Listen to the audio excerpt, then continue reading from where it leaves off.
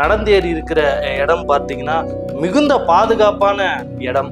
அந்த இடத்துல தாக்குதலை எப்படி மேற்கொண்டிருப்பாங்க? ஆஸ் அ எக்ஸ் ஆஃபீஸரா நீங்க அதை சொல்லுங்க. இவங்க 4 பேரும் ரொம்ப அமைதியா ஒரு சின்ன கவனச்சிதறல் கூட இல்லாம நீ இஸ்லாமியனா நீ இந்துவா அப்படின்னு கேட்டு கேட்டு சுட்டுருக்காங்க. ஸோ நமக்கு ஏதாவது ஒரு கவுண்டர் அங்க அட்டாக் நடந்தா கூட நம்ம இமீடியட்டா தப்பிக்கிறதுக்கான இடம் இது. ஸோ அதனால இந்த இடம் நமக்கு நல்ல சூப்பரான நம்ம அட்டாக் பண்றதுக்கான இடம் அப்படிங்கிறத பக்காவா பிளான் பண்ணி வந்திருக்கோம். பிரதமர் மோடி காஷ்மீருக்கு செல்வதா இருந்தது. திடீர் அந்த பயணத்தை ரத்து செய்யப்பட்டது. இந்த நிலையில இந்த அட்டாக்கும் நடந்திருக்கு. ஒரு பிரதமருக்கு எப்பயுமே ஒரு த்ரெட்னிங் இருந்துகிட்டே தான் இருக்கு. அது அந்த த்ரெட்னிங் வரும். அது பாகிஸ்தான் மாதிரியான ஒரு எதிரி நாட்டுக்கிட்ட இருந்து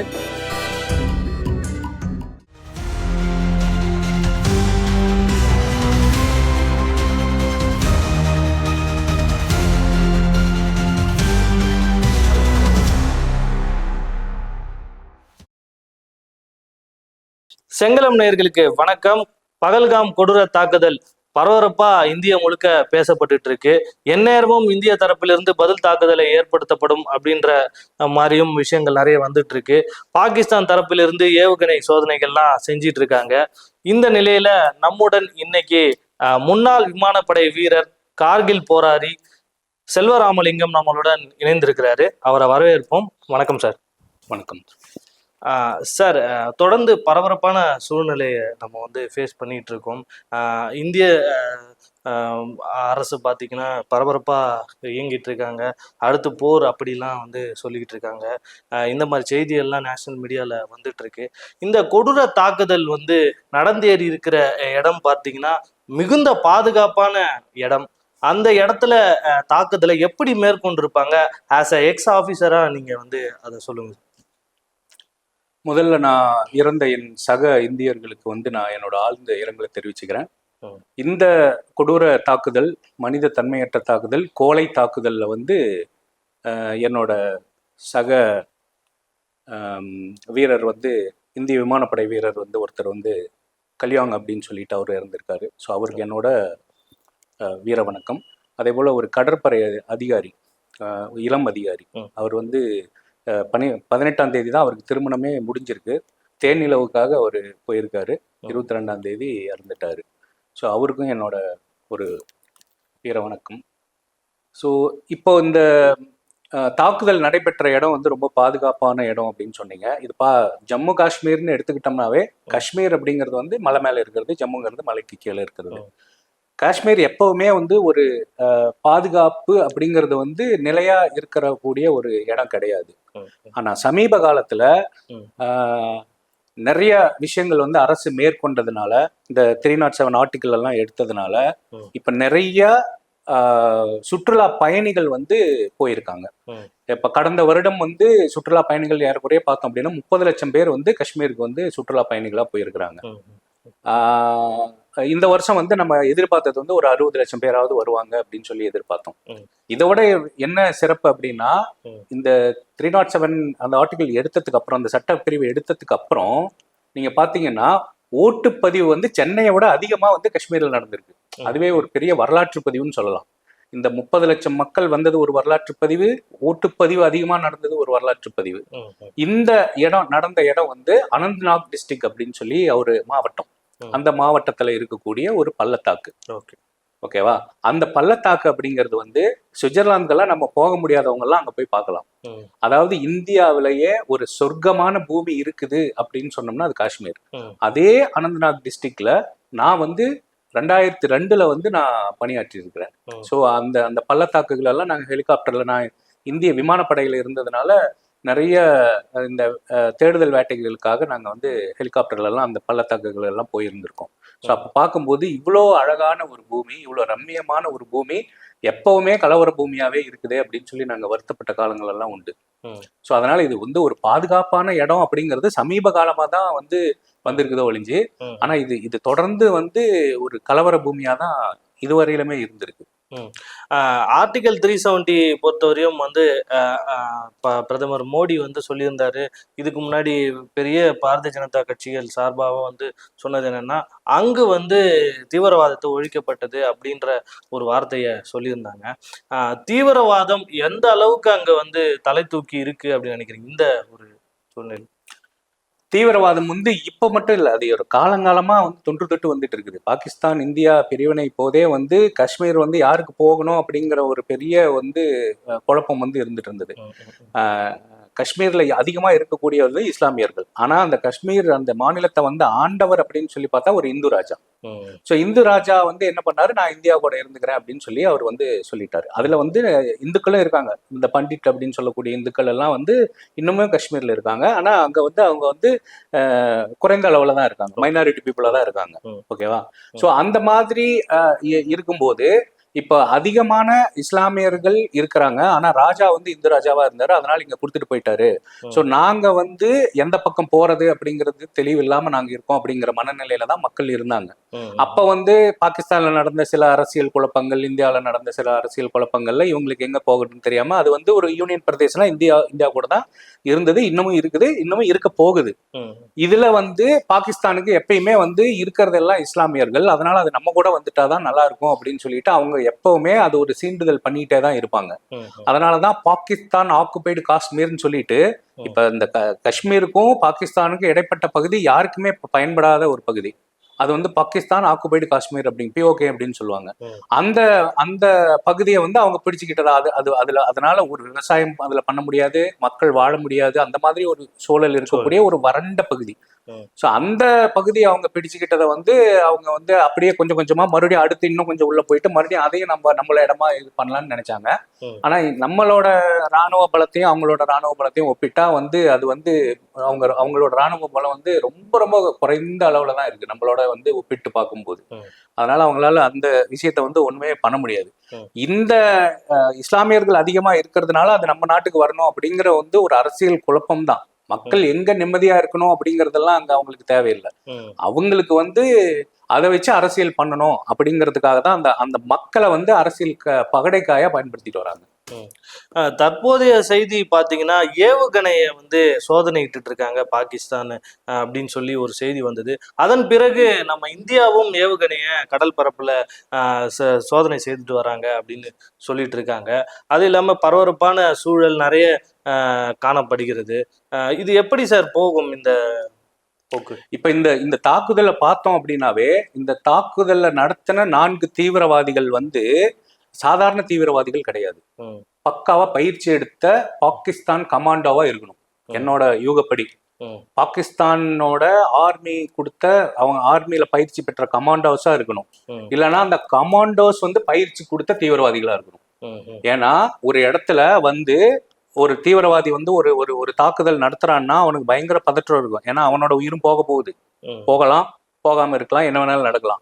ஆனா இவங்க 4 பேரும் ரொம்ப அமைதியா வந்து ஒரு சின்ன கவனச்சிதறல் கூட இல்லாம நீ இஸ்லாமியனா, நீ இந்துவா அப்படின்னு கேட்டு கேட்டு சுட்டுருக்காங்க. குறிப்பா ஆண்களை மட்டும்தான் சுட்டுருக்காங்க, பெண்களையோ குழந்தைகளையோ அவங்க சுடல. அப்போ அவன் எவ்வளோ ஒரு பயிற்சி பெற்ற ஒரு தீவிரவாதியா இருந்தானா அவனோட மனநிலை எவ்வளோ ஒரு சாந்தமா இருந்ததுன்னா அவனால இப்படி கேட்டு அவனால வந்து நான் ஒரு தாக்குதலை நடத்திருக்க முடியும்னு பாருங்க. சோ இதுக்கு வந்து காரணம் அப்படின்னு சொல்லி பார்த்தோம் அப்படின்னா பாகிஸ்தான் ராணுவத்தோட கமாண்டோஸா இருக்கணும். இல்ல அப்படின்னா அந்த கமாண்டோஸ் பயிற்சி கொடுத்த தீவிரவாதிகளா இருக்கணும். இப்ப இந்த 2 பேர் தான் வந்து இதுக்கான தாக்குதலை வந்து நடத்துறதுக்கான சாத்தியக்கூறுகள் அதிகம். ஆனா காலையில வந்து பாகிஸ்தான் உள்ளுள்துறை அமைச்சர் என்ன சொன்னார்னா, இதுக்கும் எங்களுக்கும் எந்த ஒரு சம்பந்தமும் இல்லை, நாங்கள் வந்து பொதுமக்களை அப்படி நாங்கள் எதுவும் பண்ண மாட்டோம் அப்படிங்கிற மாதிரி பேசியிருந்தாரு. அடிப்படையில பாத்தீங்க அப்படின்னா இப்போ வந்து பாகிஸ்தான்ல பயங்கர உள்நாட்டு குழப்பம் வந்து நடந்துட்டு இருக்கு, அது எல்லாத்துக்குமே தெரியும். அது இந்த வெங்காயத்துல இருந்து நிறைய உணவுப் பொருட்கள் வந்து விலையேற்றம் வந்து பயங்கரமா போயிடுச்சு. அப்போ இந்த ராணுவம், பாகிஸ்தான் ராணுவம் வந்து மக்களுக்கு என்னடா பண்ணுச்சு அப்படின்னு சொல்லி அந்த மக்கள் வந்து கேள்வி கேட்கும்போது, எப்பயுமே பாகிஸ்தான்ல ஒரு உள்நாட்டு குழப்பம், ஒரு பிரதமர் இருக்காரு அப்படின்னா அவரை ஒழிச்சு கட்டிட்டு இன்னொரு ராணுவ தளபதி வருவார். முஷரப் காலத்துல இருந்து தொடர்ந்து அதே தான் நடந்துகிட்டு இருக்குது. அப்போ இந்த ராணுவத்துல இருக்கக்கூடிய ஹை அபிஷியல்ஸ், தளபதினு சொல்லக்கூடிய இவங்க எல்லாம் என்ன பண்றாங்க அப்படின்னா, பிரதமரை வந்து ஒன்னா வீட்டு காவல்ல வைப்பாங்க, இல்லைன்னா அரெஸ்ட் பண்ணுவாங்க, இல்ல நாடு கடத்துவாங்க. அதுக்கப்புறம் இவங்க ஆட்சியை வந்து கையில எடுத்துக்குவாங்க. இவன் ஒரு ராணுவத்துக்கு என்ன வேலை? நாட்டோட பாதுகாப்பு தான் வேலை. ஆனா பாகிஸ்தான் ராணுவம் என்ன பண்ணுதுன்னா உள்நாட்டு குழப்பத்தை தான் விளைவிக்குது. இதனால அந்த பாகிஸ்தான்ல இருக்கக்கூடிய மக்கள் வந்து, நீங்க வந்து உண்மையாலுமே ஆர்மி எதுக்கு எங்களுக்கு தேவையா? எங்களோட வரி பணத்துல உங்களுக்கு நாங்க சம்பளத்தை கொடுத்துட்டு நாங்க நிம்மதி இல்லாம இருக்கிறோம். உள்நாட்டு குழப்பத்தை உங்களால நீங்க அதை தான் விளைவிச்சிட்டு இருக்கிறீங்க. அப்படிங்கும்போது நாங்க ஏன் உங்களுக்கு இது கொடுக்கணும் அப்படின்னு அவங்களுக்கு வந்து பாகிஸ்தான் ஆர்மி மேல பாகிஸ்தான் மக்களுக்கு ஒரு நம்பிக்கையே இல்லாம போச்சு. நீங்க தேவையே இல்லை எங்க நாட்டுக்கு அப்படிங்கிற ஒரு நிலை வரும்போது எதையாவது செஞ்சு நாங்க இருக்கிறதுனாலதான் நீங்க வந்து இன்னும் பாதுகாப்பா இருக்கிறீங்க அப்படிங்கிற ஒரு விஷயத்த வந்து பண்றதுக்காக இந்த விஷயத்த கையில் எடுத்திருக்காங்களோ அப்படின்னு எனக்கு ஒரு சந்தேகம். சார், நீங்க எல்லையில ஒர்க் பண்ணிருக்கீங்க, நிறைய விஷயங்கள் பார்த்துருப்பீங்க. நம்ம ராணுவத்தோட உடைகள் அவங்களுக்கு கிடைக்கிறதுக்கு வாய்ப்பு எப்படி அமைஞ்சிருக்கும்? ஏன்னா ராணுவ உடைய அணிந்து வந்துதான் அவர்கள் வந்து துப்பாக்கி சூடை நடத்திருக்காங்க. இது வந்து 2002 வந்து நான் வந்து அனந்த்நாக் டிஸ்ட்ரிக்ட்ல அவந்திப்பூர் அப்படிங்கிற வந்து விமானப்படை தளத்துல வந்து வேலை பண்ணோம். முதல் முறையா அவங்க வந்து இதுவரையில வந்து தரைப்படையை வந்து நிறைய தாக்குதல் நடத்தியிருக்காங்க. இப்ப நம்ம இந்திய ராணுவம் அப்படின்னா 3 ராணுவ படைகள் சேர்ந்தது தான் இந்திய ராணுவம். தரைப்படை, கப்பற்படை, விமானப்படை. தரைப்படை அப்படிங்கிறது வந்து இந்தியன் ஆர்மி, விமானப்படை அப்படிங்கிறது வந்து இந்தியன் ஏர்ஃபோர்ஸ், கப்பற்படை அப்படிங்கிறது இந்தியன் நேவி. இதுவே நிறைய நம்ம மக்களுக்கு தெரியல. இந்தியன் ஆர்மி அப்படிங்கிறது தான் மிலிட்ரி அப்படிங்கிறாங்க. இந்த 3 சேர்ந்தது தான் மிலிட்ரி. ஓகேங்களா? இந்த 3 சேர்ந்தது தான் இந்திய ராணுவம். ஒவ்வொன்றும் இப்ப இந்தியன் ஆர்மினா தரைப்படை. இப்ப அவங்களுக்கு அதிகமா தாக்குதலை பண்றது, அதிகமா அவங்களோட சம்பந்தப்பட்டு இருக்கிறது அப்படின்னு பார்த்தா இந்தியன் ஆர்மி. அதனால அவங்களதான் தாக்கியிருக்காங்க. ஆனா முதல் முறையா 2002 வந்து இந்திய விமானப்படையை வந்து தாக்குதல் பண்றதுக்கு வராங்க. இந்திய விமானப்படை தாக்குதல் அப்படிங்கிறது சாதாரண விஷயம் கிடையாது. முதல்ல ஜம்மு காஷ்மீர் போலீஸை வந்து அவங்களோட செக் போஸ்ட்டை தாண்டி வரணும். அதுக்கப்புறம் வந்து துணை ராணுவங்களான வந்து சிஆர்பிஎஃப், பிஎஸ்எஃப் எல்லாம் இருக்கு இல்லைங்களா, அந்த மாதிரி இருக்கிறத தாண்டி வரணும். அதுக்கப்புறம் இந்தியன் ஏர்ஃபோர்ஸோட செக்யூரிட்டி ஃபோர்ஸை வந்து தாண்டி வரணும். இது எல்லாம் தாண்டி வராங்க அப்படின்னா அவங்க என்ன ஆக்சுவலி நடந்ததுன்னா, அந்த தீவிரவாதிகள் நாங்க சுட்டு கொன்னதுக்கு அப்புறம் யாருன்னு சொல்லி பார்த்தா எங்க இந்திய விமானப்படையில வந்து கேஷுவல் லேபர்ஸா நாங்க எடுப்போம். இந்த சின்ன சின்ன வேலைகள், அதாவது அங்க இருக்கிற ஏரியாவை வந்து பெருக்கிறது, டாய்லெட் கழுவுறது, செடி கொடிகளுக்கெல்லாம் வந்து இது பண்றது, அந்த மாதிரியான விஷயங்கள் வந்து அங்க லோக்கல்ல யாரு இருக்கும். அப்ப தாம்பரத்துல பாத்தீங்க அப்படின்னா தாம்பரத்தை சுத்தி இருக்கக்கூடிய நிறைய மக்கள் அங்க போய் உள்ள வேலை பண்ணுவாங்க. ஆவடி ஏர்ஃபோர்ஸ் ஸ்டேஷன்ல பாத்தீங்கன்னா ஆவடி சுத்தி இருக்கக்கூடிய நிறைய மக்கள் போயிட்டு அங்க போய் கேஷுவல் லேபர்ஸா வேலை பண்ணுவாங்க. அந்த மாதிரி அந்த சின்ன சின்ன வேலைகள் எல்லாம் பண்றதுக்கு கேஷுவல் லேபர்ஸ் வந்து எடுப்பாங்க. அந்த கேஷுவல் லேபரா உள்ள வந்துட்டு எங்க ராணுவ வீரர்களோட ஒன்னா இருந்துகிட்டு எங்க மெஸ்ஸிலேயே சாப்பிட்டுக்கிட்டு இருந்தவங்க தான் வந்து அடுத்து நாங்க பார்க்கும்போது அவனுங்க தீவிரவாதிகளா உள்ள வராங்க. ஸோ அப்ப வரும்போது அவங்களுக்கு எங்க வந்து சீருடை கிடைக்குது, எங்க என்ன பண்ணுது அப்படிங்கிற விஷயம் எல்லாம் அவங்களுக்கு தெரியும். பழைய சீருடைய தூக்கி போட்டுருவோம். அந்த பழைய சீருடையெல்லாம் அவங்களுக்கு கிடைக்கிறதெல்லாம் அதெல்லாம் ஒரு சாதாரண விஷயம். அப்படியே இல்லைனாலும் பாகிஸ்தான் அதை தைச்சு கொடுக்கும். அதனால ஆமா, அதே மாதிரி அந்த 4 சீருடைய போட்டுக்கிட்டு தான் வராங்க. ஒரு சாண்ட்ரோ கார்ல வராங்க. வந்து இறங்கின உடனே எங்க இதுல வந்து வாட்ச்மேன் இருக்காரு. அந்த வாட்ச்மேன் வந்து கேட்கிறாரு எங்க போகணும்னு. எங்களுக்கு உள்ளுக்குள்ள ஒவ்வொரு ஏரியாவுக்கும் ஒவ்வொரு பேர் இருக்குது. அது உள்ள இருக்கக்கூடிய விமானப்படையில இருக்கக்கூடிய வீரர்களுக்கு தான் தெரியும். இந்த இடத்துக்கு பேர் இந்த பேரு, இந்த இடத்துக்கு பேர் இந்த பேரு அப்படின்னு சொல்லிட்டு. வெளியாட்கள் வந்தாங்களே ஈஸியா நாங்கள் கண்டுபிடிச்சிட்டோம். ஏன்னா எங்க போகணும்னா அவனுக்கு சொல்லவே தெரியாது. இந்த இடத்துக்கு போகணும்னு, ஏன்னா ஒவ்வொன்றுத்துக்கும் ஒரு டெக்னிக்கல் டேர்ம் வச்சிருக்கோம். ஸோ அவனுக்கு சொல்ல தெரியலன்னு உடனே இவர் உள்ள திரும்பி இவங்க எங்க போகணும்னு தெரியல, ஆனா சிஆர்பிஎஃப் யூனிஃபார்ம்ல வந்திருக்காங்கன்னு சொன்ன உடனே பிரஸ்ட் ஷாட். AK-47 அங்க AK-47 வச்சிருக்கிறது எல்லாரும் சகஜம். ஜம்மு காஷ்மீர் போலீஸ் வச்சிருப்பாங்க, சிஆர்பிஎஃப் வச்சிருப்பாங்க, பார்டர் செக்யூரிட்டி ஃபோர்ஸ் வச்சிருப்பாங்க, இந்தியன் ஏர்ஃபோர்ஸ் வச்சிருப்பாங்க. எல்லாத்து கையிலயுமே வந்து SLRன்னு சொல்லக்கூடிய செல்ஃப் லோடிங் ரைஃபிள் இருக்கும், AK-47 இருக்கும். அது இயல்பா பாதுகாப்பு அப்படிங்கிறதுனால அங்க அது ஒரு இயல்பான அன்றாட நடவடிக்கை மாதிரிதான். வச்சோன்னே பிரஸ்ட் ஷாட் அப்படிங்கிறது வந்து நெஞ்சில வச்சு அடிக்கிறது 0 பாயிண்ட். இப்போ அந்த AK-47 ஒரு பவர் என்ன அப்படின்னா, 7 பேரை வரிசையா நமக்கு பின்னாடி நிக்க வச்சு இங்க பிரஸ்ட் ஷாட் அடிச்சோம்னா 7வது நபரோட நெஞ்சு இது பின்னாடி முதுகுல இருந்து இவ்வளவு கறி எடுத்துட்டு வெளியில வரும். அப்போ ஒரு நபருக்கு வச்சு அடிச்சா அவன் இப்படி அடுத்த செகண்ட் அவன் இறந்துட்டான். அப்போ வந்து என்ன நடக்குது அப்படின்னா, கரெக்டா லஞ்ச் டைம், காலையில இருந்து மத்தியானம் இவங்க ஷிஃப்ட் மாத்துற டைம், ஸோ அந்த டைம்ல கரெக்டா உள்ள வந்துட்டாங்க. ம். உள்ள வந்துட்டு ரேண்டம் ஃபயரிங். ம். இப்ப இந்த இதுல பயிற்சி பெற்றவங்க வந்து கரெக்டா சுட்டாங்க இல்லையா? ஆனா அந்த பயிற்சி பெறாத தீவிரவாதிகளுக்கும் பயிற்சி பெற்ற தீவிரவாதிகளுக்கும் என்ன வித்தியாசம் இருக்குன்னா, அவங்களுக்கு சுடவே தெரியாது. எங்களுக்கு அங்க வந்தவனுங்களுக்கு சுடவே தெரியல. ரேண்டம் ஃபயரிங் அது ரொம்ப டேஞ்சர். எங்க சுடுவான் என்ன பண்ணுவானே தெரியாது. எடுத்து டடடன்னு அடிச்சிட்டு இருக்கான். ஆனா நாங்க அடிக்கும்போது அவன் என்ன பண்ணிருக்கான்னா, எங்களோட கேட்டுக்கு வெளியில பாத்தீங்கன்னா ரொம்ப பழமையான மரம். ஒவ்வொரு மரமும் இவ்வளோ பெரிய மரம். ஒரு 2 ஆள் வந்து மறைஞ்சிக்கலாம். சைடுல வச்சுட்டு அடிக்கிறான். நாங்க அடிக்கிறதெல்லாம் மரத்திலேயே போய் அடிக்குது. ஓகேங்களா? அப்போ ரேண்டம் ஃபயரிங் நடந்துட்டு இருக்கும்போது நாங்க எல்லாம் அங்கதான் இருக்கோம். நாங்க ஷிஃப்ட் மாத்திட்டு இருக்கோம். அப்போ வந்து நாம வந்து இந்த பாம் டிஃப்யூஸ் அப்படின்னு சொல்லக்கூடிய அந்த டிவிஷன்ல நான் இருந்தேன். ஸோ அந்த இதுல இருக்கும்போது அதாவது பாம் டிஃப்யூஸ் அப்படின்னா ஃபயரை வந்து எக்ஸ்டிங்யூஸ் பண்ற அந்த டீம்ல இருந்தேன். ஸோ ஃபயர் ஆயிடுச்சுன்னா எக்ஸ்டிங்யூஸ் பண்றதை அணைக்கிற அந்த டீம்ல நாங்க இருந்தோம். அப்பப்ப வந்து வேலைகள் மாறிக்கிட்டே இருக்கும். ஸோ அந்த ஷிஃப்ட் மாறிட்டு இருக்கும்போது பார்த்தா இந்த மாதிரி பட்டாசு வெடிக்குது, பட்டாசு வெடிக்கிற மாதிரி சத்தம் கேட்குது. நாங்கெல்லாம் என்ன தீபாவளி டைம் அக்டோபர் மாசம் 22ஆம் தேதி. ஏன் இன்னும் எனக்கு ஞாபகம் இருக்குன்றதையும் நான் சொல்லிடுறேன். தீபாவளி பட்டாசு மாதிரி வெடிச்சிட்டு இருக்கு. பரவாயில்ல, காஷ்மீர்ல கூட தீபாவளி கொண்டாடுறாங்கன்னு சொல்லிட்டு இருக்கோம். வாக்கி டாக்கில கத்திக்கிட்டே இருக்காங்க. Guard room under attack all section do note அப்படின்னு சொல்லி காட் ரூம் இதுல வாக்கி டாக்கில வந்துகிட்டே இருக்கு. எங்களுக்கு நாங்க அதை கவனிக்கல. ஏன்னா தோணல எங்களுக்கு. ஃபயரிங் சத்தம்லாம் அப்பப்ப கேட்கும். ஃபயரிங் நடந்துட்டு இருக்குது. அக்டோபர் 22 அப்படின்னு சொல்லி சொன்னேன் இல்லைங்களா? ஏன் அக்டோபர் 22 அப்படின்னா அங்க ஃபயரிங் நடந்துட்டு இருக்குது. அவன் வந்து துப்பாக்கி கொஞ்சம் கீழே இறக்கிருந்தாலும் எங்களோட நெத்தியில போயிருக்கோம். நாங்கெல்லாம் நிறைய பேர் அங்க இறந்துருப்போம். அவங்களுக்கு சுட தெரியாத ஒரே ஒரு காரணத்தினால நிறைய பேர் எங்களுக்கு நாங்க அங்க இருந்து சேஃப் ஆயிட்டோம். அந்த டைம்ல இப்ப எனக்கு வந்து ஒரு என்ன சொல்லுவோம் மயிரிழையில் தப்பிச்சாங்க அப்படின்னு சொல்லுவோம். அந்த மாதிரி எங்க டீமே அந்த மாதிரி தான் தப்பிக்குது. எங்களுக்கு தெரியல ஆக்சுவலி அங்க ஃபயரிங் நடந்துட்டு இருக்குது, தீவிரவாதிகள் அட்டாக் பண்ணிட்டு இருக்காங்கன்ட்டு. நாங்கெல்லாம் வந்து ஒரு 700 மீட்டர் டிஸ்டன்ஸ்ல தான் இருக்கோம். அங்க வந்து அங்க ஃபயரிங் நடந்துட்டு இருக்குது. இங்க எங்க ஊர் சேலத்துல வந்து எனக்கு வந்து நிச்சயதார்த்தம் நடந்துட்டு இருக்குது. ஓகேவா? அதனால எனக்கு அந்த டேட்டை வந்து மறக்கவே முடியாத ஒரு நாள் அது.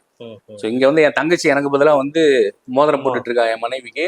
அங்க நடந்துட்டு இருக்கு. ஒருவேளை நாங்க இறந்துட்டா நிச்சயதார்த்தத்திலேயே அங்க ஒருத்தர் ராணுவ வீரர் இறந்துட்டாரு அப்படிங்கிற மாதிரியான விஷயம் எல்லாம் நடந்திருக்கும் அப்படின்னு எல்லாம் யோசிச்சுட்டு சொல்லிட்டு இருப்போம். ஸோ அதனால எனக்கு இந்த இது ஞாபகம் வந்தது. இந்த மாதிரி பயிற்சி பெற்ற தீவிரவாதிகள்னாலதான் இப்படியெல்லாம் கொள்ள முடியும். இன்னொன்னு என்ன அப்படின்னா, இந்த அந்த பகல்காம்ல வந்து தங்கியிருந்த அந்த ரிசார்ட்ல தங்கி இருந்தது பாத்தீங்க அப்படின்னா, இன்டெலிஜென்ட் பியூரோ ஆபீசர்ஸ் 7 பேர் தங்கி இருக்கிறாங்க. 7 பேர் குடும்பத்தோட தங்கி இருக்காங்க. இந்த விஷயம் எல்லாம் எப்படி அவங்களுக்கு தெரிஞ்சது? அவங்களுக்கு வந்து சிவிலியன் அட்டாக் வந்து பண்றது வந்து மிகப்பெரிய கோழைத்தனமான ஒரு விஷயம். உனக்கு திறமை இருந்தா நீ வந்து இந்தியன் மிலிட்ரி கூட சண்டை போடு, ஆர்மி கூட சண்டை போடு, ஏர்ஃபோர்ஸோட சண்டை போடு. நீ சிவிலியன்ஸை கொல்ற அப்படிங்கும் போது அது ஒரு கோழைத்தனமான ஒரு விஷயம். ஆனா அவங்க சிவிலியன்ஸை கொல்ல வந்தாங்களா இல்ல அங்க இருக்கக்கூடிய ஐபி அபிஷியல்ஸ் குடும்பத்தோட வந்திருக்காங்க அப்படிங்கறத வந்து தெரிஞ்சுக்கிட்டு கொல்ல வந்தாங்களா அப்படின்னு தான் நம்ம பார்க்கணும். ஒருவேளை அந்த ஐபி எத்தனை ஸ்டேட்ல இருந்து போயிருந்தாங்க சார்? இந்தியா முழுக்க இருந்து நிறைய போயிருந்தாங்க. ஆனா அதிகமா இந்த ஐபி அபிஷியல்ஸ் வந்து பாத்தீங்க அப்படின்னா ஆந்திரால இருந்து கர்நாடகால இருந்து அதிகமா போயிருந்தாங்க. 7 பேர் ஃபேமிலி போயிருக்காங்க. அதுல வந்து அதிகமா வந்து அங்க இருந்து போயிருக்காங்க. அப்புறம் அந்த நேவல் ஆபீசர் ஒருத்தர் சொன்ன இல்லைங்களா, அவர் ஒருத்தர் போயிருந்திருக்காரு. அப்புறம் அருணாச்சல் பிரதேஷ்ல வந்து ஏர்ஃபோர்ஸ் நம்ம தம்பி போயிருக்காங்க. ஸோ அவங்க 2 பேரும் வீரமரணம் அடைஞ்சிட்டாங்க. ஸோ இப்ப இந்த அந்த ஐபி அபிஷியல்ஸ் போயிருக்காங்க அப்படிங்கிற விஷயம் அவங்களுக்கு எப்படி தெரிஞ்சது? அப்ப இங்க வந்து நம்ம கிரவுண்ட் லெவல்ல சில விஷயங்கள் எல்லாம் நம்ம பண்ணணும். அதுதான் நான் கவர்மெண்ட் கிட்ட வந்து கேட்கறது. இப்ப இந்த விவகாரத்துல உளவுத்துறை எவ்வளவு எச்சரிக்கையா இருந்திருக்கணும் அப்படின்னு நினைக்கிறீங்க? அதுதான் அது இப்ப உளவுத்துறை தான். இப்ப உளவுத்துறை அதிகாரிகள் தான் அங்க இருந்தாங்க. உளவுத்துறை அதிகாரிகள் இருந்தாங்க அப்படிங்கிற விஷயமே அவனுக்கு தெரிஞ்சிருக்குது அப்படின்னா அது ஒரு என்ன சொல்ல வருது, பாதுகாப்பு உளவுத்துறையோட ஒரு கவன சிதறல் அப்படின்னே வந்து சொல்லலாம். ஆனா பொதுமக்கள் வந்து நான் சமூக வலைதளத்துல பாக்குறேன், இந்தியன் மிலிட்ரி என்ன பண்ணுச்சுன்னு சொல்லி கேக்குறாங்க. இந்தியன் மிலிட்ரி அப்படிங்கிற விஷயத்த நான் வந்து காஷ்மீர்ல எப்படி இருக்குதுன்னு சொல்லிடுறேன். காஷ்மீர்ல இருக்கக்கூடிய ஊர்கள் இருக்கு இல்லையா, நகரங்கள் ஆகட்டும் கிராமங்கள் ஆகட்டும், அதுக்கான முழு பாதுகாப்பு வந்து ஜம்மு காஷ்மீர் போலீஸ் தான். நீங்க வந்து அங்க உங்களுக்கு ஏர்ஃபோர்ஸ் ஸ்டேஷன் இருக்குது. இப்ப நான் இருந்தது இந்த பகுதி கூட போலீஸால் கட்டுப்பட்டதானே சார்? பால்காம் பகுதி கூட எல்லாமே அதான். ஒரு கிராமமாகட்டும் நகரமாகட்டும், நீங்க அங்க இருக்கக்கூடிய பார்டர் ஏரியால மட்டும்தான் துணை ராணுவங்கள் பார்டர் செக்யூரிட்டி ஃபோர்ஸ் வந்து டிப்ளாய் பண்ணிருப்பாங்க. சிஆர்பிஎஃப் இருப்பாங்க. ஓகேங்களா? இதையெல்லாம் தாண்டி தான் வந்து இந்தியன் ஆர்மி இருக்கும், தரைப்படை வந்து இருக்கும். ஓகேங்களா? சோ இப்ப வந்து நம்ம இந்தியன் ஆர்மியோ இந்தியன் மிலிட்டரியோ இங்க வந்து மக்கள் வந்து இந்த எந்த இடத்துலயும் வந்து குறை சொல்லக்கூடாதுன்றதுக்காக சொல்றேன். இதுல வந்து இந்த தாக்குதலுக்கு வந்து ஏன் பாதுகாப்பு வந்து இந்தியன் மிலிட்டரி கொடுக்கல அப்படிங்கறது வந்து இங்க வந்து மக்களுக்கான விளக்கம் சொல்றதுக்காக சொல்றேன். முதல்ல அவங்க பாதுகாப்பு கொடுத்திருக்க வேண்டியது வந்து ஜம்மு அண்ட் காஷ்மீர் போலீஸ், ரெண்டாவது துணை ராணுவம்னு சொல்லக்கூடிய CRPF and border security force, அதுக்கப்புறம் தான் மிலிட்டரி உள்ளேயே வரும். இப்போ அந்த ஏரியா எப்படின்னா ஒரு ஒரு அந்த ரிசார்ட் இருக்கிற ஏரியா எப்படின்னா பயங்கரமான ஒரு பள்ளத்தாக்கு. ஒரு 10 நிமிஷம் மூச்சு பிடிச்சி ஓடி போனோம்னா அடர்ந்த காடு. காட்டுக்குள்ள போயிட்டோம்னா நீங்க எவ்வளவு பெரிய ட்ரோன் வச்சுக்க பாருங்க, என்ன வேணாலும் வச்சு பாருங்க, சேட்டலைட்ல கூட தேடுங்க, கிடைக்க மாட்டாங்க. சோ அவன் எல்லாத்தையும் ஃபோக்கஸ் பண்ணியிருக்கான். சோ நமக்கு ஏதாவது ஒரு கவுண்டர் அங்க அட்டாக் நடந்தா கூட நம்ம இமிடியட்டா தப்பிக்கிறதுக்கான இடம் இது. ஸோ அதனால இந்த இடம் நமக்கு வந்து நல்ல சூப்பரான நம்ம அட்டாக் பண்றதுக்கான இடம் அப்படிங்கறத பக்காவா பிளான் பண்ணி வந்திருக்கான். இன்னொன்னு என்னன்னா அந்த இடத்துக்கு வந்து நம்ம வந்து நடந்து போகலாம், இல்லைன்னா அந்த கோவேறு கழுதைன்னு சொல்லி அந்த கழுதை குதிரை அதுலதான் கூட்டு போவாங்க. வண்டி போறதுக்கு இது இல்லை. நியரஸ்ட் ஹாஸ்பிட்டல் வந்து 50 கிலோமீட்டர். ஸோ 50 கிலோமீட்டர் போறதுக்குள்ள மேக்சிமம் ஒரு மேஜர் இன்ஜுரினா சத்தியமா மீன்ஸ் மேக்சிமம் இறக்கறதுக்கான வாய்ப்புகள் தான் அதிகமா இருக்கு இல்லையா? 50 கிலோமீட்டர் டிராவல் பண்ணி ஆம்புலன்ஸ் அதுவும் மலைப்பாதைகள்ல கொண்டு போய் சேர்த்துறதுக்குள்ள அவ்வளவுதான். புல்வாமா அட்டாக்லயும் பாத்தீங்கன்னா கிட்டத்தட்ட 100 கிலோமீட்டர் உள்ள வந்து அட்டாக் பண்ணிட்டு வெளியே போனதை நம்ம பார்க்க முடிஞ்சிருச்சு. அந்த அளவுக்கு நமக்கு வந்து பாதுகாப்பின்மை இல்லாம இருக்குன்னு நினைக்கிறீங்களா? இந்திய ராணுவ படையில் பாதுகாப்பு கண்டிப்பா பாதுகாப்பு இல்லாம இருக்கிறதுக்கெல்லாம் வாய்ப்பே கிடையாது. பாதுகாப்பு அவ்வளோ ஆக்சுவலி 3வது பெரிய ஒரு ஃபோர்ஸ் அப்படின்னு சொன்னா நம்மளோட இந்திய ராணுவம் தான் உலகத்திலேயே. அதனால பாதுகாப்புக்கு வந்து குறைவு அப்படின்னு வந்து சொல்றதுக்கு வாய்ப்பே கிடையாது. ஆனா இந்த விஷயம் இதெல்லாம் நடக்குதுன்றதை யார் சொல்லுவாங்க அப்படின்னா இந்திய உளவுத்துறை. சோ இந்திய எச்சரிச்சுப்பாங்களா சார்? முன்பே இந்திய உளவுத்துறை இந்த மாதிரி ஒரு சம்பவம் நடக்க போகுது, இந்த மாதிரி ஒரு விஷயங்கள் வந்திருக்கு அப்படின்ற எச்சரிப்பை கொடுத்திருப்பாங்களா? அதுதான் இப்ப வந்து பெரிய கேள்விக்குறியா எல்லாத்துக்குமே இருக்குது.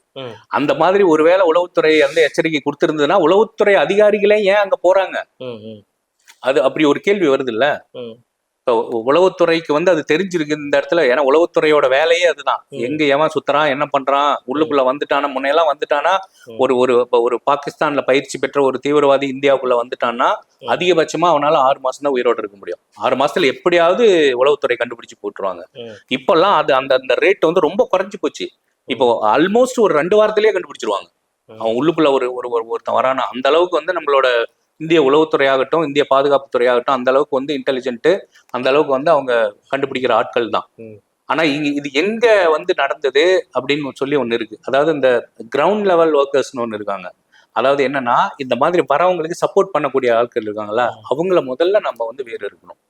ஏன்னா அவங்களோட உதவி இல்லாம எந்த டெரரிஸ்டும் உள்ள வரதுக்கு வாய்ப்பு இல்லை. இப்ப அவங்களுக்கான உணவு, உடை, இருப்பிடம் இது எல்லாம் வந்து அங்க இருக்கிற அந்த கிரவுண்ட் லெவல்ல சப்போர்ட்டர்ஸ்னு இருக்காங்க இல்லையா, அவங்களதான் கண்டுபிடிச்சு முதல்ல பண்ணணும்.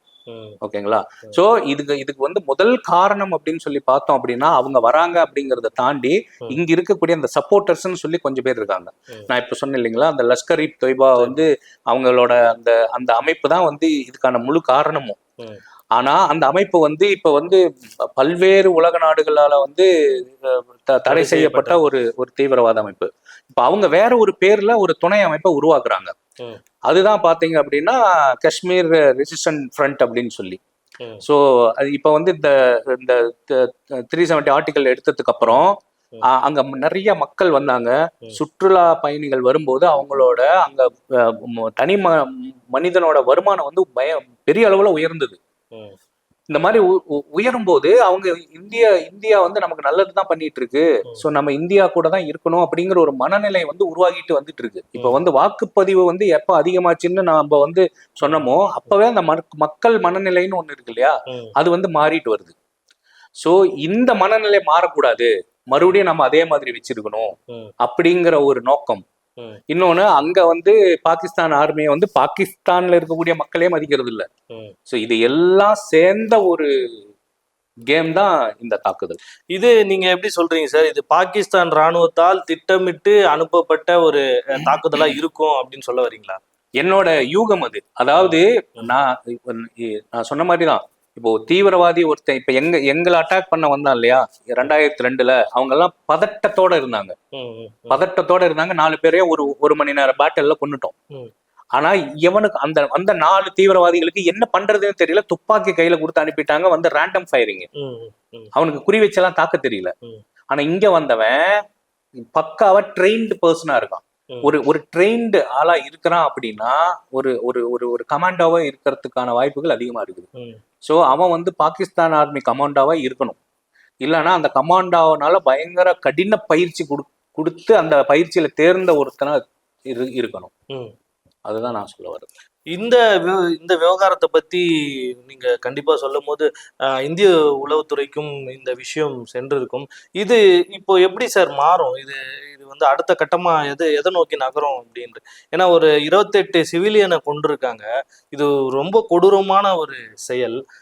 நம்ம இந்திய தரப்பிலிருந்து அடுத்து என்ன நடக்கும் அப்படின்னு நினைக்கிறேன். அதனாலதான் பிரதமர் கூட அந்த சவுதி அரேபியா ட்ரிப் எல்லாம் கேன்சல் பண்ணிட்டு வந்துட்டாங்க. நிர்மலா சீதாராமன் அமைச்சர் வந்து அவங்களும் இது பண்ணிட்டு வந்துட்டாங்க. ராஜ்நாத் சிங் அமைச்சர் எல்லாமே இப்போ வந்து இப்போ இதை பத்தின விஷயம் தான் போயிட்டு இருக்காங்க. இப்போ இன்னைக்கு காலையிலேயே வந்து 2 தீவிரவாதிகளை முடிச்சாச்சு. அதெல்லாம் இமீடியட்டா பண்ணிடுவாங்க. இப்ப நம்ம பேசிட்டு இருக்கிற நேரம் மீதி இருக்கிற 2 பேர்த்தையே போட்டு தள்ளியிருப்பாங்க. ஸோ அதுல வந்து டவுட்டே கிடையாது. ஆனா இதை வந்து இப்படியே விடக்கூடாது. சர்ஜிக்கல் ஸ்ட்ரைக் ஒன்று கேள்விப்பட்டிருப்பீங்க. ஓகேங்களா? தீவிரவாத அவங்களோட அந்த கூடாரங்கள் எல்லாம் எங்கெல்லாம் இருக்குதோ, அவங்களோட அந்த பயிற்சி பட்டறைகள் எல்லாம் எங்க இருக்குதோ அதை தேடி போய் 0 நமக்கு வந்து ஒரு சின்ன ஒரு கீறல் கூட இல்லாம வந்து பண்ணிட்டு வரதான் சர்ஜிக்கல் ஸ்ட்ரைக். இந்த சர்ஜிக்கல் ஸ்ட்ரைக் வந்து இப்ப இன்னும் கொஞ்சம் உள்ள போகணும் அப்படின்னு சொல்லிட்டு என்ன மாதிரியான ராணுவ வீரர்கள் எல்லாம் நினைக்கிறோம். இந்த சர்ஜிக்கல் ஸ்ட்ரைக்ல அங்க தீவிரவாத அமைப்புன்னு ஒரு சின்ன வேறு கூட இருக்கக்கூடாது. அது நடத்துறதுக்கான விஷயங்கள் எல்லாமே நடந்துட்டு இருக்குன்னு நான் நினைக்கிறேன். அது நடக்கணும் அப்படின்னு நான் நினைக்கிறேன். ஓகேங்களா? சோ அப்ப வந்து எதிர்ப்பு இதா வந்து அவங்களும் வந்து தயார் நிலைக்கு வருவாங்க. ஆனா அவங்களோட உள்நாட்டு குழப்பத்துல இருக்கக்கூடிய சூழல்ல கச்சா எண்ணெய் இருப்பே அதிகபட்சமா அவங்களுக்கு வந்து 1 வாரமோ 2 வாரமோ தான் தாங்கும். அதுக்கப்புறம் அவங்களுக்கு வந்து கச்சா எண்ணெயே அங்க இருக்காது. கச்சா எண்ணெய் இருக்காது அப்படின்னா உங்களுக்கு வந்து டீசல் பெட்ரோலே அங்க கிடையாது. டீசல் பெட்ரோல் எல்லாமே எந்த வாகனம் இயங்க போகுது? அவன் அணு ஆயுதத்தை வந்து கையில் எடுப்பாங்க அப்படின்னு சொல்லிட்டு இருக்காங்க. அணு ஆயுதத்தை வந்து கையில் எடுத்தா அதுக்கு மேல பன்மடங்கு நம்ம கிட்ட வந்து இருக்குது. இப்ப கராச்சியை வந்து டோட்டலா வந்து நம்ம கட் ஆஃப் பண்ணி விட்டுறணும். கராச்சி அப்படிங்கிற அந்த துறைமுகத்தினாலதான் அவங்களுக்கு வந்து அதிகமான இன்கம்மே. ஸோ கராச்சிக்கே போக முடியாது, கராச்சியோட இருந்து வெளியில வர முடியாது, கராச்சிக்கு உள்ள போக முடியாதுன்ற மாதிரி ஒரு விஷயத்த பண்ணிட்டோம் அப்படின்னா அங்கேயே வந்து அவங்க மாரலி டவுன் ஆயிடுவாங்க. ஓகேங்களா? அதுக்கப்புறம் இந்த சர்ஜிக்கல் ஸ்ட்ரைக்ல தீவிரவாதிகள் கூடாரம் எங்கெல்லாம் இருக்குதோ, அந்த பங்கர்ஸ் எங்கெல்லாம் இருக்குதோ எல்லாத்தையும் முடிச்சிடணும். அவ்வளவுதான். அதுக்கப்புறம் வந்து ஒண்ணுமே அவங்களால பண்ண முடியாது. இதுல முதல்ல நமக்கு சப்போர்ட் குரல் எழுப்புந்து இஸ்ரேல். தீவிரவாதிகள் வேற இருக்கிறதுல நாங்க கண்டிப்பா உங்க கூட துணை நிற்போம் அப்படின்னு சொல்லிட்டு சவுதி அரேபியாவும் சொல்லியிருக்கு. சவுதி அரேபியால இருக்கிறது எல்லாமே வந்து இஸ்லாமியர்கள். ஸோ அங்க இருக்கிறவங்களும் சொல்லியிருக்காங்க. பாகிஸ்தான் மக்களே நிறைய பேர் வந்து இது வந்து தேவையில்லாத ஒரு விஷயத்த வந்து பண்ணிட்டு இருக்கிறாங்க அப்படிங்கிறது மனநிலை தான் அது. இப்போ ஒரு உண்மையாலுமே ஒரு சொர்க்க பூமி. இப்ப இந்த தண்ணி அங்க இந்த நதி ஓடிட்டு இருக்கும், சட்லஜ் அந்த மாதிரி நதிகள் எல்லாம் ஓடிட்டு சட்லஜ் அதுவும் இருக்கு. அது அந்த நதிகள் எல்லாம் ஓடிட்டு இருக்கும்போது நாங்க அதுல இருந்து ஒரு 20 அடிக்கு மேலதான் நம்மளோட ரோடு இருக்கும். அங்கிருந்து பார்க்கும் போதே அந்த தண்ணி வந்து பளிங்கு மாதிரி தெரியும். கீழே இருக்கக்கூடிய கற்கள் எல்லாம் தெரியும். அந்த மாதிரி ஒரு பூமி வந்து காஷ்மீர். ஸோ அங்க வந்து எவ்வளவு சுற்றுலா மூலம் வந்து ஒரு வருமானம் வரும் அப்படிங்கிற ஒரு விஷயம் இருக்குல்ல. இது வந்து இதனால் வரையிலும் நடக்கல. இந்த 370 சட்டப்பிரிவு நீக்கினதுக்கு அப்புறம் தான் நிறைய மக்கள் போக ஆரம்பிச்சாங்க. இதை தடுக்கணும். மறுபடியும் அதே சூழலை, ஒரு பதற்றமான சூழலை உருவாக்கணும். மறுபடியும் காஷ்மீருக்கு வந்து யாருமே வந்து பொதுமக்கள் வந்து சுற்றுலாவுக்கு வரக்கூடாது அப்படிங்கிறது ஒரு எண்ணம் அவங்களுக்கு. 5 அம்சங்கள் தீர்மானம் போட்டிருக்காங்க. சிந்து நதியை நீர் போறதை நிறுத்திருக்காங்க, பாகிஸ்தான் போறதுக்கு தற்போதைக்கு. அது இல்லாம இங்க இருக்கிற பாகிஸ்தான் தூதரகங்கள் இருக்க ஆட்கள் எல்லாம் உடனடியா 1 வாரத்துல காலி செய்யணும் அப்படின்னு சொல்லியிருக்காங்க. பரபரப்பா போயிட்டு இருக்கு மத்திய அரசு அலுவலகம். அடுத்த கட்டம் என்னவா இருக்கும்? ஏன்னா சார், ஒரு புறம் வந்து பார்த்தா பாகிஸ்தான் தயாராக உள்ளோம்ன்ற மாதிரி காலையிலேயே பார்த்தீங்கன்னா அவர்கள் கடல்ல வந்து ஏவுகணை சோதனை விட்டாங்க. நம்மளும் இப்போ ஏவுகணை சோதனை நடத்த ஆரம்பிச்சிட்டோம். ரஃபேல் விமானங்கள்லாம் தயார் நிலையில வைங்க அப்படின்னு சொல்லியிருக்காங்க. இது எப்படி இருக்கும் அடுத்த கட்டம்? அதாவது நம்மளோட ராணுவ பலம் அப்படிங்கிறது வந்து உலக அறிஞ்சது. அது வந்து பெரிய ராணுவம். அதுக்கு முன்னாடி அவங்களால ஒன்றும் பண்ண முடியாது. ஆனா அது நாம ஒண்ணுமே பண்ண முடியாது அப்படின்னு காட்டினா அந்த அந்த அந்த நாட்டு மக்களே அந்த அந்த அந்த நாட்டு ராணுவத்தை வந்து ஏற்கனவே மதிக்கிறது இல்லை. அதனால இது ஒரு பூச்சாண்டி வேலை. இந்த இந்த இந்த ஏவுகணைகளை நிறுத்துறது, இந்த மாதிரியான விஷயங்கள் எல்லாம் அவங்க பண்றதெல்லாம் பூச்சாண்டி வேலை. இந்தியாவுக்கும் பாகிஸ்தானுக்கும் ஒரு போர் நிலவுது அப்படின்னா ஒரு வாரம் அதிகபட்சமா அவங்களால தாக்கு பிடிக்க முடியும். ஒரு வாரத்துக்கு மேல தாக்கு பிடிக்கவே முடியாது. இதுதான் சூழல். இது அங்க இருக்கக்கூடிய அரசியல்வாதிகளுக்கும் தெரியும், அங்க இருக்கக்கூடிய ராணுவ அதிகாரிகளுக்கும் தெரியும். ஆனாலும் நம்ம உடனே வந்து இல்ல நம்ம வந்து இந்தியாவுக்கு எதிராக போரிட முடியாது அப்படின்னு சொன்னோம்னா, ஏற்கனவே அவங்க வந்து பாகிஸ்தான் மிலிட்டரியை வந்து அவங்க பெருசா அங்க இருக்கிற மக்கள் மதிக்கிறது இல்ல. இப்ப இதுவும் அப்படி போயிடும் அப்படிங்கறதுக்கான ஒரு டிராமா பண்ணிட்டு இருக்காங்க, அவ்வளவுதான். ஏற்கனவே பல நாடுகள்ல இருந்து அவங்களுக்கான ஃபண்டிங்கை நிறுத்தி வச்சிருக்காங்க அப்படின்ற செய்தியை நம்ம பரவலா பார்த்தோம் பாகிஸ்தான். இந்த நிலையில இந்த மாதிரியான ஒரு ஆக்ஷன்லாம் எடுப்பாங்க அப்படின்னு நினைக்கிறீங்களா சார்? ஏன்னா இதோட எதிர்வினையை அவங்களுக்கும் தெரிஞ்சிருக்குல்ல சார். நம்ம இந்தியா கிட்ட போய் இந்த மாதிரியான ஒரு பிரச்சனையில ஈடுபடுறது அப்படிங்கிறது வந்து அவ்வளோ சாதாரண விஷயம் இல்லை அப்படின்றது. கண்டிப்பா கண்டிப்பா நான் இதுதான் நானும் சொல்ல வந்தேன். என்னன்னா பேச்சுவார்த்தைக்கு கண்டிப்பா வந்து கூப்பிடுவாங்க. நம்ம என்ன பண்ணலாம், அடுத்து வாட் நெக்ஸ்ட் அப்படிங்கறத வந்து கூப்பிடுவாங்க. ஸோ நாம வந்து அது எல்லாம் பேச்சுவார்த்தை அப்படிங்கறதெல்லாம் தாண்டி வந்தாச்சு. இப்ப நமக்கு தேவை அந்த தீவிரவாத கூடாரங்களா நீங்களா அழிச்சிருங்க, இல்ல நாங்க வந்து அழிப்போம். அவ்வளவுதான் நம்மளோட இது. ஓகேங்களா? ஸோ அவங்க வந்து அதெல்லாம் அடிச்சுட்டு அவங்க வந்து இதெல்லாம் பண்ணிட்டோம் அப்படின்ற மாதிரி பண்ணிட்டாங்க அப்படின்னா ஒன்றும் ஓகே அப்படின்ற மாதிரி இருக்கும். ஆனால் அதெல்லாம் பண்ணல அப்படின்னா கண்டிப்பா இதெல்லாம் நடக்கும். சர்ஜிக்கல் ஸ்ட்ரைக் வந்து போகும். ஏன்னா முப்படை தளபதிகளும் பேசிட்டு இருக்காங்க, ஹை அஃபீஷியல்ஸ் பேசிட்டு இருக்காங்க, என்ஐஏ அஃபீஷியல்ஸ் பேசிட்டு இருக்காங்க. எல்லாமே வந்து இப்போ பிரதமரோட அலுவலகத்துல இப்ப பேசிட்டு இருக்காங்க. ஸோ என்ன அப்படி நடக்க போகுது அப்படிங்கிறது வந்து இதுதான். ஸோ அங்க அவங்களுக்கான சூழல் வந்து அவங்களுக்கு கண்டிப்பா தெரியும். அதனால எனக்கு தெரிஞ்சு அவங்க வந்து ஒரு ஒரு வார் லைக் சுச்சுவேஷனை கிரியேட் பண்றதுக்கு அவங்க வந்து கண்டிப்பா விரும்ப மாட்டாங்க. அதற்கான திராணியும் அவங்க கிட்ட கிடையாது. ஸோ அதனால அதை எப்படியாவது அதை அவாய்ட் பண்ணணுன்ற விஷயத்த தான் பார்ப்பாங்க. இமீடியட்டா ஏன் தூதரகத்துல இருந்து வர வச்சோன்னா அடுத்து நம்ம வந்து பெரிய ஒரு நடவடிக்கை எடுக்க போறோம். ஸோ அதனால நீங்க அங்க இருக்க வேண்டாம், வந்துருங்கன்னு நம்ம அதிகாரிகளும் அங்க இருந்து கூப்பிட்டாங்க. நீ இங்க இருக்க வேண்டாம், இங்க இருந்து கிளம்பி உங்க நாட்டுக்கு போயிட்டு இங்க இருக்கிறவங்களும் அனுப்பி விட்டாச்சு. அவ்வளவுதான். ஆனா இப்ப வந்து அது அவங்களோட ரெஸ்பான்ஸை பொறுத்து தான் நம்மளோட ஸ்ட்ரைக் ரேட் வந்து எப்படி இருக்கும் அப்படிங்கறது வந்து அதுக்கப்புறம் தான் நம்ம அரசாங்கம் வந்து முடிவு பண்ணும். இங்க இருக்க தலைவர்கள் சில பேர் 2-3 நாட்கள்ல வந்து ஒரு விஷயம் நடக்கும் அப்படிங்கிற மாதிரி சொல்றாங்க. இந்த நிலையில எல்லாரையும் வந்து வெளியவும் அனுப்பியிருக்காங்க, அலுவலகத்துல மீட்டிங்கும் நடந்துட்டு இருக்கு. இது போரா மாறும் அப்படின்னு நினைக்கிறீங்க?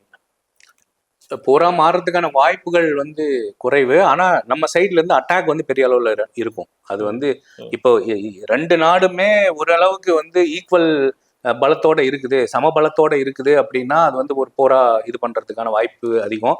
இல்ல அப்படின்னா அவங்களுக்கு சப்போர்ட்டர்ஸ்ன்னு சொல்லக்கூடிய சில நாடுகள் வந்து ஓகே நாங்க வந்து உங்களுக்கு சப்போர்ட் பண்றோம் வரட்டும் அப்படின்னு சொல்லக்கூடிய யாருமே பெரிய அளவுல அவங்களுக்கு சப்போர்ட் வரல. சைனா மட்டும் 2 பேர்த்துக்கும் இல்லாம ஒரு மாதிரி நடுநிலையா பேசியிருக்காங்க. மற்றபடி ரஷ்யா ஆகட்டும், அமெரிக்கா ஆகட்டும், சவுதி அரேபியா ஆகட்டும், இஸ்ரேல் ஆகட்டும், எல்லாருமே இந்தியா பக்கம் நாங்க துணை நிற்போம், தீவிரவாதத்தை வேறு இருப்போம் அப்படின்னு தான் சொல்லியிருக்காங்க. ஸோ அதனால அவங்களுக்கு வந்து பெரிய அளவுல மற்ற நாடுகளோட சப்போர்ட்டும் கிடையாது. அந்த நாட்டுல வந்து உண்மையாலுமே உள்நாட்டு குழப்பமே அவ்வளோ ஓடிட்டு இருக்கு. இதுக்கு நடுவுல இந்த இராணுவத்துக்கு இது பண்ணி அது ஒரு வாருக்கு வந்து கொண்டு வந்து அதுக்கான செலவுகள் எல்லாம் பண்ணிட்டோம்னா அவ்வளவுதான், அது முடிஞ்சது அப்படின்னு அர்த்தம். ஒருவேளை அந்த வார் அப்படிங்கிற அந்த போரை வந்து கையில எடுக்குது பாகிஸ்தான் அப்படின்னா அவ்வளவுதான். அதுக்கப்புறம் மறுபடியும் அது எழுந்து வரவே முடியாது. இந்தியாவோட தாக்குதல் பலமா இருக்கும். முதல்ல ஏற்கனவே உள்நாட்டு குழப்பம், இந்த தாக்குதல்ல நிறைய சேதாரங்கள் ஏற்படும். அதுக்கப்புறம் ரொம்ப பரிதாப நிலைக்கு போயிடும் அந்த நாடு. இந்தியா வந்து 42 கூடாரங்கள் பாகிஸ்தான்ல இருக்கிறதா அதை கண்டுபிடிச்சு அதோட வரைபடம் மாதிரியும் போட்டிருக்காங்க. தீவிரவாதிகள் கூடாரம். இந்த 42 கூடாரம் இருக்கிறது என்று முன்னாடியே தெரிஞ்சிருக்குமா, இல்ல இப்போதான் அதை வந்து பாக்குதா? எல்லாமே முன்னாடியே தெரிஞ்சிருக்கும். என்னன்னா பெரிய அளவுல எதுவுமே நடைபெறாத போது நம்ம சில முடிவுகளை நாமளா அசியூம் பண்ண முடியாது. இருக்கிறானுங்க, அவங்க ஏதோ இது பண்ணிட்டு இருக்காங்க. பட் எல்லா நாடுகளுமே வந்து தீவிரவாதத்தை வந்து நம்ம வந்து வேற இருப்போம் அப்படிங்கிறது தான் அது எல்லா நாடுகளுமே சொல்லிட்டு இருக்கு. தீவிரவாதத்தினால பாதிக்கப்பட்ட நாடுகள் எல்லாத்தோட நிலைப்பாடும் அதுதான். அப்படிங்கும்போது இவங்க எதுவுமே ஏதாவது ஒண்ணு பண்ணுவாங்க, எப்பயாவது சீண்டதான் செய்வாங்க அப்படிங்கறது வந்து கண்டிப்பா இந்திய உளவுத்துறைக்கும் தெரியும், இந்திய அரசாங்கத்துக்கும் தெரியும். ஆனா இந்த இந்த இந்த இந்த முறையில வந்து அவங்க எப்படி வந்து கோட்டை விட்டாங்க, எதனால வந்து இது நடந்தது அப்படிங்கிறது வந்து பெரிய கேள்விக்குறி. ஆனா அந்த கூடாரங்கள் இருக்கிறது கண்டிப்பா முன்னாடி அவங்களுக்கு தெரியும், நம்ம அரசாங்கத்துக்கும் தெரியும், இந்திய உளவுத்துறைக்குமே தெரியும். 3 நாட்கள் முன்பு வரையும் பிரதமர் மோடி காஷ்மீருக்கு செல்வதா இருந்தது. திடீர் அந்த பயணத்தை ரத்து செய்யப்பட்டது. இந்த நிலையில வந்து இந்த அட்டாக்கும் நடந்திருக்கு. முன்னாடியே உளவுத்துறையில இருந்து இந்த இன்ஃபர்மேஷன் பிரதமர் அலுவலகத்துக்கு போகிருக்குமா, இல்ல பிரதமர் வந்து அது வேற விஷயத்துக்காக தவிர்த்திருப்பார் அப்படின்னு நினைக்கிறீங்களா, இல்ல இந்த விஷயத்தை எப்படி அணுகிறது சார், எப்படி எடுத்துக்கிறது? முன்னாடியே வந்து அவரோட இது போச்சு அப்படிங்கிற அந்த தகவலை வந்து நம்ம அதையும் சம்மந்தப்படுத்தி பார்க்க முடியாது. அது வந்து ஒரு பிரதமருக்கு எப்பயுமே ஒரு த்ரெட்னிங் இருந்துகிட்டே தான் இருக்கும். அது அந்த த்ரெட்னிங் வந்து வரும். அது பாகிஸ்தான் மாதிரியான ஒரு எதிரி நாட்டுகிட்ட இருந்து பாரத பிரதமருக்கு வந்து த்ரெட்னிங் வர்றது, அந்த மாதிரி நடக்கிறதெல்லாம் ஒரு இயல்பா நடக்கக்கூடிய ஒரு விஷயம் தான். இருந்தாலும் அது வந்து முறையா வந்து நம்ம இந்திய உளவுத்துறை கையாண்டு இருக்காங்க. அதனால வந்து அவர் போகாம இருந்திருக்காங்க. ஸோ அதுக்கு பதிலா இங்க இருக்கக்கூடிய சிவிலியன்ஸை வந்து பொதுமக்களை வந்து கொள்றாங்க அப்படிங்கிறது வந்து நம்ம அதை ரெண்டையுமே ஒப்பிட்டு பார்க்க முடியாது. மொத்தத்துல அவன் வந்து தாக்குதல் நடத்தணும் அப்படிங்கறது வந்து அவன் வந்து இமீடியட்டா எடுத்த முடிவு கிடையாது. இதுக்கு அவன் பெரிய ஸ்கெட்ச் போட்டிருப்பான். இதுக்கு அவன் நீண்ட காலம் அது இதுக்கான ஒரு ஒரு ஒரு குழுவா இயங்கி இருப்பாங்க. இது என்ன பண்ணனா எப்படி பண்ணலாம் அப்படிங்கிற மாதிரியான விஷயங்கள் எல்லாம் நடந்திருக்கும். இது இப்ப போட்டு டக்குன்னு வந்த விஷயம் கிடையாது. ஸோ ஏற்கனவே அவங்க ஏதோ ஒரு விஷயத்த வந்து நம்ம பண்ணணும், பண்ணி நம்ம வந்து அந்த அங்க காஷ்மீர்ல இருக்கக்கூடிய அந்த இயல்பான சூழலை நம்ம மறுபடியும் ஒரு கலவரமான சூழலா மாத்தணும் அப்படிங்கறதுல அவங்க தெளிவா இருந்திருக்காங்க. ஸோ அதற்கான ஒரு தாக்குதலா தான் நான் வந்து பாக்குறேன். ஓகே, இது பிரதமர் வருகை தவிர்க்கப்பட்டது அப்படிங்கிறதுனால ஆல்ரெடி திட்டமிட்டுட்டோம், நம்ம ஏதாவது செய்யணும் அப்படின்னு செஞ்சிருப்பாங்களா இந்த தாக்குதல்? இல்ல, எனக்கு வந்து அப்படி வந்து தெரியல. ஆமா, அதுக்காக செஞ்சுட்டாங்க அப்படின்னு எல்லாம் சொல்ல முடியாது. நான் ஏற்கனவே சொன்ன மாதிரி தான், அவங்க ஒரு பெரிய மாஸ்டர் பிளான் போட்டிருக்காங்க. அவ்வளவுதான். வந்து அந்த மாஸ்டர் பிளான்ல வந்து எங்க எக்ஸிக்யூட் பண்ண முடியுமோ அதை வந்து பண்ணணும் அப்படிங்கறத அவங்களுக்கு கொடுத்துருக்கிற டாஸ்கா இருக்கும். அதுல வந்து நம்ம சிவிலியனை வந்து கொள்றது அப்படிங்கிறது வந்து படுகோழைத்தனமான ஒரு விஷயம். அது அது வந்து ஏற்றுக்கொள்ளப்படவே முடியாத ஒரு விஷயம். ஓய்வு பெற்ற சில ஆபீசர்ஸ்லாம் பேசும்போது என்ன சொல்லியிருந்தாங்கன்னா, இராணுவத்திற்கு ஆட்கள் எடுக்கிறது கம்மியாயிடுச்சு, அங்க ஆட்கள் பலம் கம்மியா இருக்கு, அதனால பாதுகாப்பு அம்சங்கள் பண்றதுக்கான ஃபெசிலிட்டி கம்மியா இருக்கு அப்படிங்கிற மாதிரி தான் சொன்னாங்க. நீங்க ஆஸ் எக்ஸ் ஏர்ஃபோர்ஸ் ஆஃபீஸரா நீங்க இந்த ஒரு கருத்தை எப்படி பாக்குறீங்க? அதாவது இப்ப காஷ்மீரை பொறுத்த வரைக்கும் நான் முன்னையே சொல்லிட்டேன், அதுக்கான பாதுகாப்பை உறுதி பண்றது வந்து ஜம்மு காஷ்மீர் போலீஸ். போலீஸ் கையில தான் எல்லாமே இருக்கு. போலீஸ் தாண்டி ஒரு இது நடக்குது அப்படிங்கும்போது ஒரு அந்த கலவரத்தோட ரேட் வந்து அதிகமாகுது, ஒரு பெரிய பிளாஸ்ட் ஆகுது அப்படிங்கும் போதுதான் துணை ராணுவம் உள்ள வரும். துணை ராணுவம்னா சிஆர்பிஎஃப், பார்டர் செக்யூரிட்டி ஃபோர்ஸ் இவங்க எல்லாம் வருவாங்க, பிஎஸ்எஃப் இவங்க எல்லாம் வருவாங்க. அதையும் தாண்டி பெரிய அளவுல நடக்கும் போதுதான் அடுத்து இந்தியன் மிலிட்ரியே உள்ள வரும். ஸோ இங்க இந்தியன் மிலிட்ரியில ஆள் குறைப்பு, இந்தியன் மிலிட்ரியில ஆள் இல்லை அப்படிங்கிறது வந்து ஏத்துக்கவே முடியாது. இதுக்கான முழுக்க பொறுப்பு வந்து யார் அப்படின்னா ஜம்மு காஷ்மீர் போலீஸ். ஜம்மு காஷ்மீர் போலீஸும் இந்திய உளவுத்துறையும் தான் இதுக்கான முழு பொறுப்புமே. இவங்க வந்து முதல் கட்ட பாதுகாப்பு இவங்க தான் கொடுத்துருக்கணும். ஸோ இங்கதான் வந்து எங்கேயோ குளறுபடி நடந்திருக்கு. அதனால இந்திய இராணுவத்துல குறைப்புக்கும் இந்த தீவிரவாத தாக்குதல், அதனால தீவிரவாத தாக்குதல் நடக்கிறதும் வந்து சம்பந்தமே கிடையாது. அப்படி ஒரு விஷயமே ஏற்றுக்கவே முடியாது.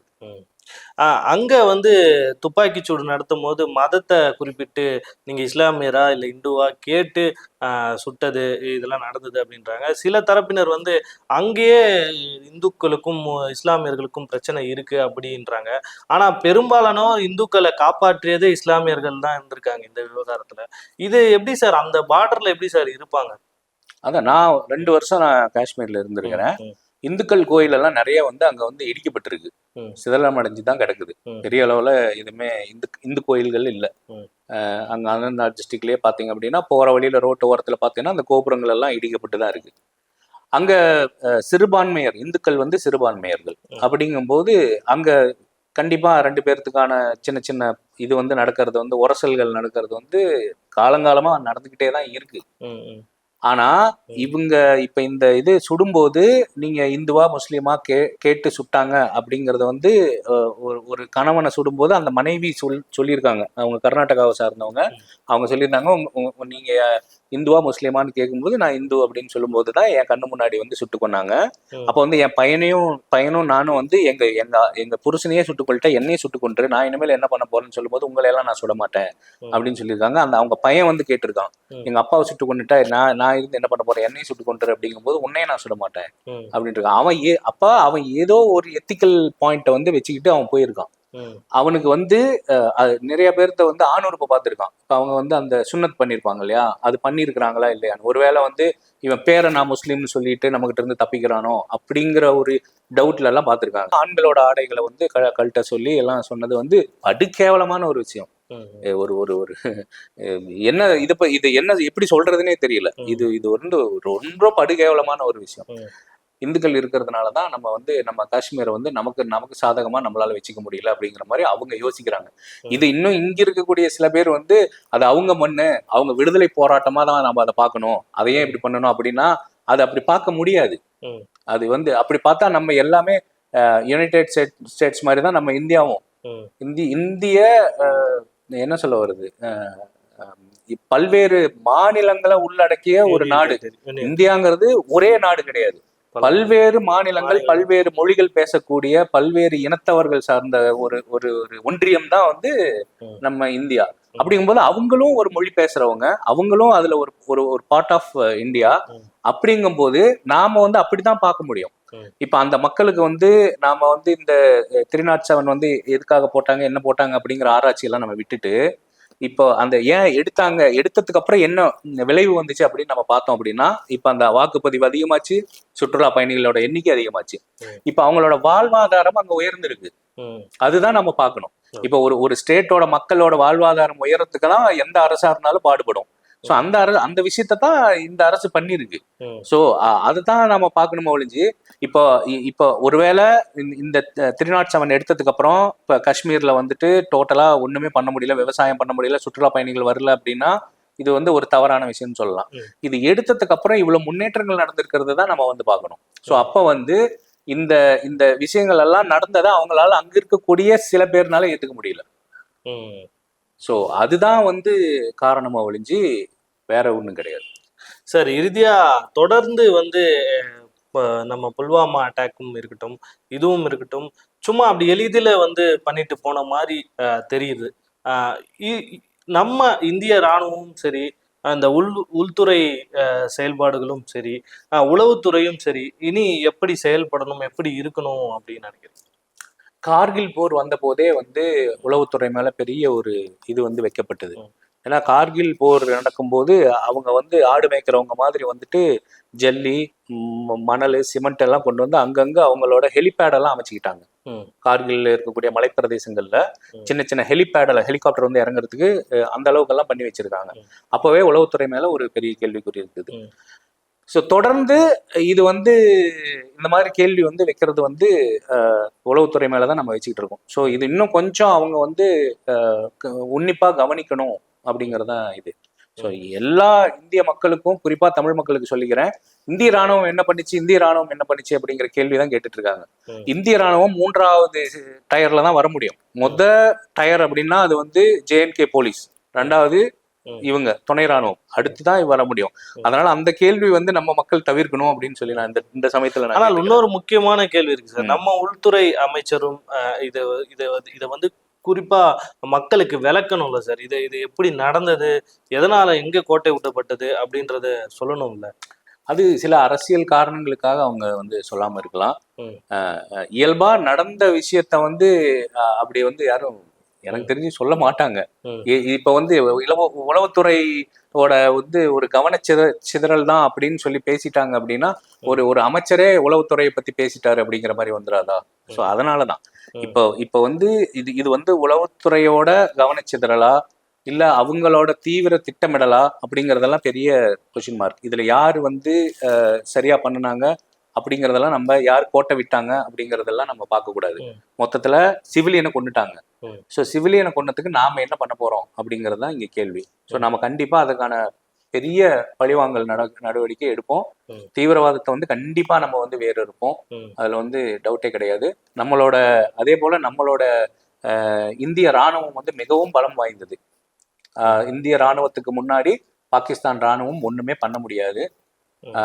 அந்த சூழல்ல தான் அவங்க நாடும் இருக்குது. ஸோ அதனால வந்து இந்திய ராணுவத்து மேல யாருக்கும் எந்த ஒரு சந்தேகமும் வரக்கூடாது. இன்னொன்னு என்னன்னா, இந்திய ராணுவத்துக்கு 2 முகம் இருக்கு. ஒண்ணு வந்து அன்பான முகம். என்னன்னா, நிறைய இந்த மாதிரி காஷ்மீர்ல வந்து ஒரு அமைதியை நிலைநாட்ட போகும்போது நிறைய அங்க காஷ்மீர் மக்களே வந்து கல்லெடுத்து அடிச்சிருக்காங்க இந்திய ராணுவத்து மேல. இந்திய ராணுவம் அவங்க பாதுகாப்புக்காக தான் போயிருக்குது. இங்க இருந்து நம்ம தமிழ்நாட்டுல இருந்து போயிருப்பாங்க, கர்நாடகால இருந்து போயிருப்பாங்க, கேரளால இருந்து போயிருப்பாங்க, பீகார்ல இருந்து போயிருப்பாங்க. ஆனா போனதெல்லாம் யாருக்காக? போன காஷ்மீர் மக்களுக்காக. அந்த மக்களுக்காக பாதுகாப்புக்காக போய் அந்த மக்கள்கிட்டே கல்லடி வாங்கிட்டு எல்லாம் வந்திருக்காங்க. ஓகேங்களா? ஆனா இப்போ அந்த கிரவுண்ட் லெவல் ஒர்க்கர்ஸ்னு ஒண்ணு இருக்காங்க இல்லையா, அந்த சப்போர்ட்டர்ஸ்னு ஒண்ணு இருக்காங்கல்ல, ஸ்லீப்பர் செல், அவங்கதான் டேஞ்சர். இப்ப அவன் வரான் அப்படின்னா அவனுக்கான எல்லா சப்போர்ட்டிங்கும் அங்க கிடைக்கிறது வந்து இந்த ஸ்லீப்பர் செல் தான். இந்த ஸ்லீப்பர் செல்லு தான் வந்து டேஞ்சர் ஆனவங்க. இந்த ஸ்லீப்பர் செல்லுக்கு வந்து தயவுகளை எளிதா கண்டுபிடிச்சு அதுதான் அதை தான் கண்டுபிடிச்சு அவங்கள வந்து தயவுதாட்சணமின்றி அவங்கள கொல்லணும். இதுதான் ஒரு இராணுவ வீரனா நான் சொல்லிக்கிறேன். அப்போ அந்த கொல்றதுக்கான பவரை வந்து இந்திய ராணுவத்துக்கு கொடுக்கணும். அது வந்து இதுவரை கொடுக்கல. ஓகேங்களா? மேக்சிமம் வந்து நம்ம மக்களை கொல்லக்கூடாது அப்படிங்கிறது தான் எப்பயுமே வந்து இந்திய ராணுவத்துக்கு இடப்பட்ட கட்டளை. எந்த காரணத்தை கொண்டு நம்ம மக்களை நம்மளே வந்து சுட்டுறக்கூடாது. நம்ம ராணுவத்தினால நம்ம மக்களுக்கு எந்த விதத்திலும் பாதிப்பு வந்துடக்கூடாது. மக்கள் வேணா ராணுவத்தை வந்து எப்படி வேணாலும் அவங்க வந்து பாதிப்படைய செய்யலாம். மக்கள் ராணுவத்தை என்ன வேணாலும் திட்டலாம், எப்படி வேணாலும் அவங்க கல்லெடுத்து அடிக்கலாம், என்ன வேணா பண்ணலாம். ஆனா ராணுவம் வந்து திருப்பி மக்களுக்கு வந்து எதையும் பண்ணிடக்கூடாது அப்படிங்கிறது. ஸோ இந்த கை கட்டோட தான் அங்க வந்து ராணுவம் சுத்திட்டு இருக்கு. இந்த கை கட்டை அவுத்து விட்டுட்டு இந்த ஸ்லீப்பர் செல்லில் வந்து முடிச்சு கட்டுறதுக்கு கொஞ்சம் அவங்களுக்கு ஃப்ரீ ஹேண்டா விட்டுட்டாங்க அப்படின்னா கண்டிப்பா இதுக்கான சொல்யூஷன், பர்மனன்ட் சொல்யூஷன் கிடைக்கும்னு நான் நம்புறேன். நிச்சயமா சார். தெளிவான விளக்கத்தை அளிச்சிங்க. உங்க நேரத்துக்கு நன்றி சார். நன்றி.